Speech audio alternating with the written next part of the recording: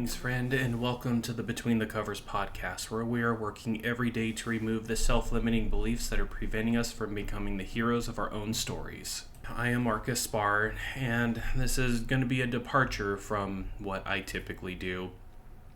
And this time, I'm just, not that I haven't been real, but I am just going to speak my mind on many different things here, because this has been a very challenging last not even year and a half. I am exhausted. I am tired. I feel like there has just been a deluge of bad news that is constantly entering the zeitgeist here in the United States. And it's no surprise that most of this is stemming from politics these days. The outright abuse of power that has been coming up within the Trump administration and the GOP, the constant mouthpieces just saying or repeating all of these lies. And there are some things that I want to say just as a reminder here, because by the time this comes out, there's going to be more and more of a push for the midterms. And I want to remind us of a lot of what has happened here within the last year and a quarter at this point. Year and a third, whatever it is. We have just seen the outright lies that have been said by those in power. Trump said from the very beginning he knew nothing of Project 2025, and yet he has had some very prominent people that authored this project that have been within his sphere of influence. And a lot of the things that the GOP and the Heritage Foundation and a lot of these very conservative Christian nationalist organizations and foundations have pushed forward as this is the agenda, this is how we're going to take back America from the woke liberal left or traitors or whatever it is. He has done so much to get these policies through. I remember hearing many times from Brad Onishi and Dan Miller of Straight White American Jesus that he doesn't want to govern, he wants to rule. He has issued so many executive orders that have just done so much harm, even though they don't have any teeth. People are just preemptively bowing down to his whims because they're afraid. There is only one bill that has been passed since Trump got into office in 2025, and that was what they named the Big Beautiful Bill. And beautiful it was not. It was the big bastard of a bill in my eyes. That shows people who don't want to govern. They're not willing to work through the process in order to submit bills and actually make things into law.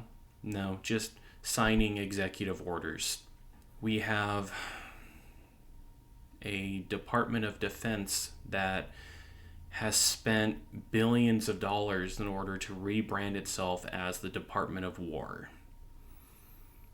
That's pretty telling in a lot of ways. We have seen the elimination of much of our history, things that have made the white Americans look bad when they are supposed to be reminders of where many of these minorities have come from. These minority groups, these people who have had to go through some very terrible experiences. We have seen just outright abuse. So much abuse. People are being rounded up and they're being put effectively into concentration camps. In fact, the Department of Homeland Security, I forget which one it is now, but they are going to be spending, I think it's almost like $500 billion on repurposing warehouses in order to turn them into concentration camps for these illegal immigrants that they are rounding up. I want us to take a look at the fruits of what has been going on here. And this is part of why I am just so tired. I'm just so tired of all of this bullshit. I am exhausted from how Trump is trying to quiet so many people.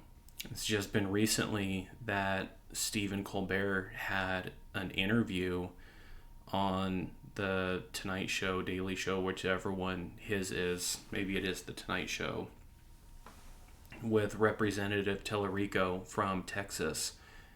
And there was a lot of pressure placed on him to not have this aired because the GOP did not want this interview to be aired. They didn't want any of this. They tried to do everything they could to silence it. And I just commend Stephen Colbert for taking the brave step of going live at, 3 o'clock in the morning in order to show that he was being pressured to be silent, to not speak up about any of this. The lawyers of the parent company, Columbia Pictures or whatever it is that owns the Tonight Show, they had lawyers telling them to not say anything about this, to just bow to the whims and the wishes of Trump. And I believe this was probably one of the most pronounced examples of someone using their freedom of speech the way that it was intended to be used. Yes, there's going to be consequences to his actions. And he's not afraid to accept them. When the first big No Kings rally took place last year, God, it doesn't feel like it was last year, Trump made an AI video calling himself king and flying a fighter jet over protesters and dumping shit on them. That's such a presidential act, isn't it? And you have people who are just brown-nosing him all the time. Scott Bessent, Pam Bondi, Pete Hegseth, Kristi Noem, Paula White, Franklin Graham. So many people that are just saying everything that he wants to hear. And they're just trying to keep their power. They are just trying to keep their positions. And they are afraid. And one of the things that has been very common since Trump's second presidency is he's really good about saying the quiet parts out loud. And recently, he has said that the Republicans should take control of 15 different electorates, and that's not something that the federal government should ever do. They should never take the electorate away from the states. And why are they doing this? Why is he saying this quiet part out loud? Is because he's afraid of Democrats coming in and being a roadblock to his plans.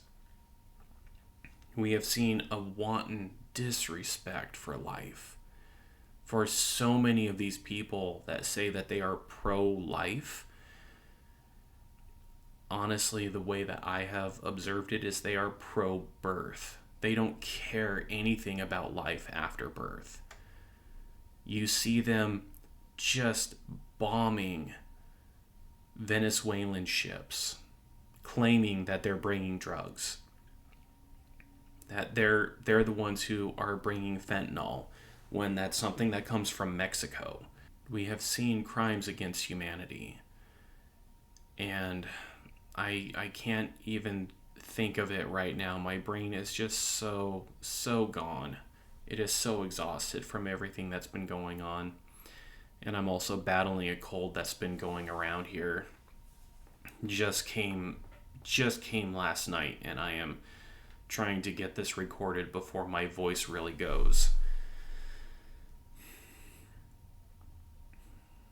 But he has abducted the president of another country. He has ridiculed our allies. He has threatened Denmark and Norway. He has been such a child in his interactions with other people in power. He has created such an environment that there are so many people that are already making plans of trying to flee to Canada and seek asylum if things go really south. Not like they haven't been going south as it is. This is all depressing. They have made it so much more challenging for my transgender friends to receive the gender-affirming care that they deserve. They have made it harder for people to have health care. So many people, myself included, have experienced an incredible hike in the price for their premiums. They took away the Affordable Care Act and the subsidies that came with that. They have messed up how things go with Medicare and Medicaid. I know people that have relied on social benefits from the government in order to survive, and we're talking things like trying to get food stamps, and suddenly they can't even do that. They can't get that kind of support because they took all that money away. This has been a tragedy. It really has. And I'm not saying this because the Democrats have all of this shit figured out either. Another thing I am so tired of is hearing how many times Democrats will just give in and will push things forward that have been a part of the GOP agenda. And I know it's a lot more nuanced than that. There's so much going on with these people that I don't even know. And yet, we are seeing so many people that just don't seem to care. And those that do care are being oftentimes silenced. They're not even being listened to. I am so tired of all of this. And we're not even halfway through. And it's hard for me to hold on to hope with everything else that has been going on here. Thankfully, I know that there are so many people who are trying to do their best. I try and do my best. And the fatigue, the overwhelm, the depression, it's all real. If you're experiencing any of this, know that you're not alone. That's, I guess, kind of the whole point of this. We're not alone in this. And to just give reminders of what has been happening so that we don't forget. We don't forget about these tragedies. We don't forget about the harm that has been done. Don't want to forget about Alex Preddy and Renee Good. Don't want to forget about the many, many people at this point who have passed away in ICE custody in these concentration camps. Remember when the Department of Defense or Department of Homeland Security, whoever the fuck did it, decided that alligator Alcatraz was a good idea? And if anyone tried to leave that, they're like, great, we hope you get eaten by the wildlife around there. I forget if it's alligators or crocodiles down there, but regardless, we see so much disregard for life. And I promise that after this month's Hero Study, I intend to focus on things that unite us. But for now, this is the best that I can do. This is the best I can do when I am this tired, when I'm this worn out, when I can just feel like I'm at the end of my rope and not even certain which way is up anymore. We are balancing almost literally on a razor's edge.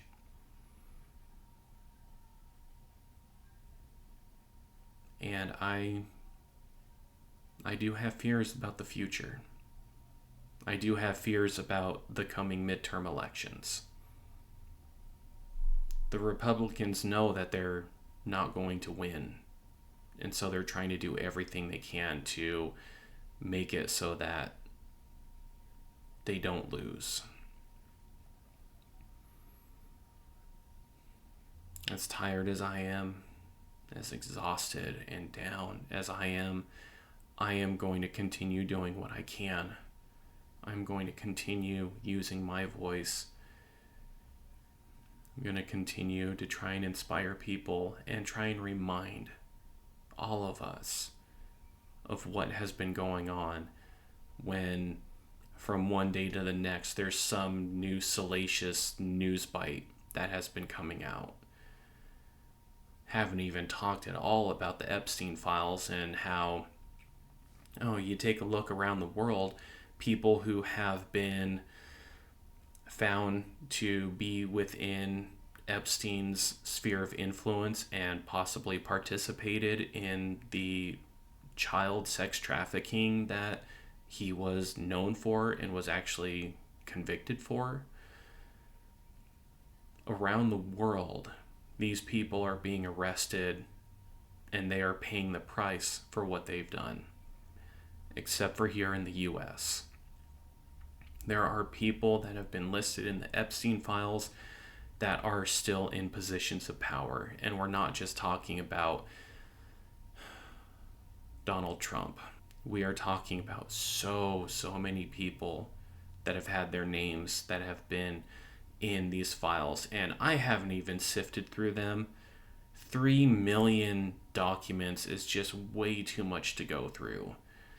And I honestly don't have any skin in the game on that. But there are so many people that should be paying a price who are not. And these people are being pardoned, they're being protected. And this is what we see as the pro-life group, the people who value life, sure not seeing them value a whole lot of life right now if they're not conservative, evangelical Christian, and that they are white-skinned, of European descent, and are cisgendered and heterosexual. It's a very narrow scope of what life is. And we are so much more than that. My final reminder is to just hang in there, to keep doing your best. Show up to the protests if you have the power for that. Maybe give some money to a campaign like John Dureski if you're here in the 4th District of Washington. Just be there to support the people that are around you. And the worst thing that we can do is give in, like so many corporations have done, because they're trying to stay on the president's good side. At this point, I don't care about being on the president's good side. Just with my own words, what I say here, I would be classified as a domestic terrorist. That's how they want to label me? Great. I guess I'm a domestic terrorist. But I will continue to use my voice. I will continue to try and be the hero in my story and try and inspire you guys to do the same. You, my friend, deserve to be the hero in your story. I'll do my best to be here and continue to help out in this area. And until next time, live strong for today.